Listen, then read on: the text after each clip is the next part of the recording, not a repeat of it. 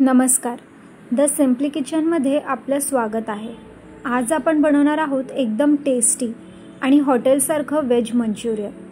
ही recipe अगदी सोपी आहे आणि घरच्या घरी बनवता येते। चला तर मग वेळ न घालवता सुरू करूया। वेज मंचुरियन बनवण्यासाठीचे लागणारे साहित्य: 1 वाटी किसलेला कोबी, अर्धी वाटी किसलेला गाजर, शिमला मिरची, 2 चमचा मैदा, 2 चमचा कॉर्नफ्लॉवर आणि 1 बारीक चिरलेला कांदा। आता इथे एका भांड्यामध्ये हे सर्व भाज्या आपल्याला एकत्र करून घ्यायचे आणि छानपैकी मिक्स करून घ्यायचे आहेत। भाज्या किसल्यानंतर त्यातलं जे पाणी आहे ते आपल्याला हाताने थोडं पिळून काढायचे, म्हणजे जे मंचुरियन बॉल्स आहेत ते चांगले बांधले जातात। भाज्या अशा सर्व एकत्र करून आता यात मी थोडीशी मिरपूड घातलेली आहे।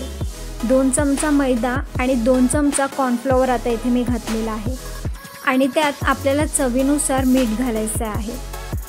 आता इथे मी अर्धा चमचा अद्रक लसूणची पेस्ट घातलेली आहे आणि आपल्याला हे छानसं आता मिक्स करून घ्यायचं आहे। मैदा आणि कॉर्नफ्लॉवरचं जे माप आहे ते आपल्याला इथे बरोबर ठेवायचं आहे। जर जास्त झालं तर गोळे कडक होतील आणि कमी झालं तर आपले जे मंचुरियन बॉल्स आहेत ते फुटतील। आता इथे आपण मंचुरियन बॉल्स बनवायला सुरुवात करूया।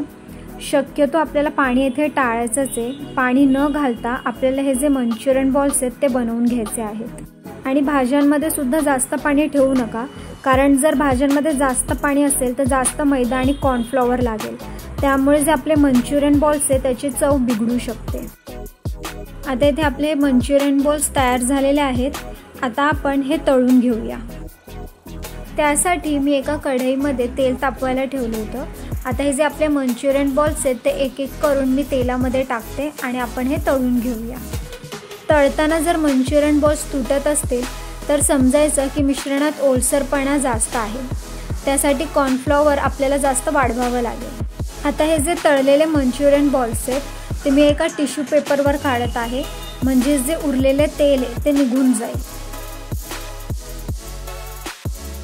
येथे आपले हे मंचुरियन बॉल्स तयार झालेले आहेत। आता येथे आपण सॉस तयार करून घेऊया। त्यासाठी एका पॅनमध्ये मी 2 चमचा तेल घातले। तेल गरम झालं की त्यात मी बारीक चिरलेली 1 मिरची, बारीक चिरलेले लसूण आणि अद्रक आणि 1 बारीक चिरलेला कांदा घालून हे छानपैकी आपल्याला आता मिक्स करून घ्यायचं आहे।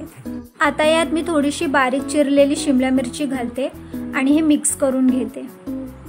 आता यात मी 1 चमचा सोया सॉस आणि अर्धा चमचा ग्रीन चिली सॉस घातलेला आहे। आता हे मिश्रण आपल्याला छानसं मिक्स करून घ्यायचं आहे। चिली सॉस आणि सोया सॉस हे तुम्ही स्वतःच्या चवीनुसार सुद्धा घालू शकता। आता यात मी 1 चमचा टोमॅटो सॉस आणि अर्धा चमचा रेड चिली सॉस घालते आणि आता हे मिश्रण आपल्याला छानसं मिक्स करून घ्यायचं आहे। सोया सॉस डार्क असेल तर कमी घाला, कारण त्याचा रंग आणि चव दोन्ही जास्त असतो। आता सॉसमध्ये यात मी 1 चमचा विनेगर घालून आपल्याला हे मिश्रण छानपैकी मिक्स करून घ्यायचं आहे। आता इथे सॉसमध्ये आपल्याला थोडंसं पाणी घालायचं आहे आणि त्याला उकळी आणून द्यायची। तुम्ही तुमच्या आवडीने तुम्हाला जशी ग्रेव्ही पाहिजे असेल, घट्ट पातळ, तितकं तुम्ही पाणी घालू शकता। आता इथे मी सॉसमध्ये चवीनुसार मीठ आणि कॉर्नफ्लॉवरचं पाणी घातलेलं आहे। जे कॉर्नफ्लॉवरचं जे पाणी आहे ते बनवण्यासाठी मी 1 चमचा कॉर्नफ्लॉवर आणि 2 ते 3 चमचा पाणी एकत्र केलेलं आहे। आता इथे ग्रेव्हीला आपल्याला थोडीशी उकळी येऊन द्यायची आहे। कॉर्नफ्लॉवरचं पाणी घातल्याने जी आपली ग्रेव्ही आहे ती घट्ट होते आणि मंचुरियन बॉल्ससुद्धा चांगल्या प्रकारे तयार होतात आणि तुटत नाहीत।